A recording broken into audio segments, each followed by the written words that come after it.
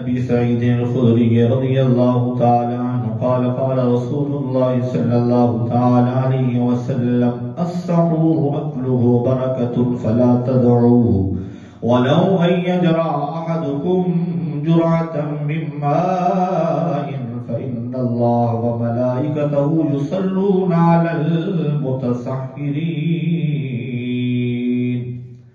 مسند امام احمد بن حنبل کی یہ روایت ہے، رقم الحدیث ہے 11414.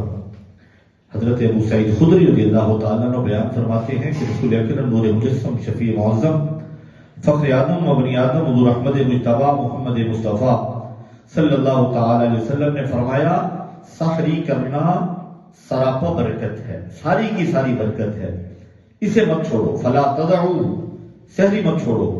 ولو ان یجرع احدکم جرعۃ من ماء، اگرچہ پانی کے ایک گھونٹ کے ذریعے ہی کیوں نہ ہو.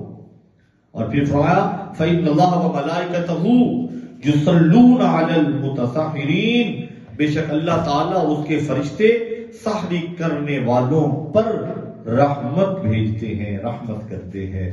اب تو سحری کھانی چاہیے، اور جتنی بھی طلب ہے چاہے چھوٹے چھوٹے نوالے بنا کر چھوٹے چھوٹے گھونٹ لے کے، لیکن سحری جو ہے نا وہ کرنے سے اور رسول اللہ کے حکم پر عمل کرنے سے روزہ گزارنا آسان ہو جاتا ہے.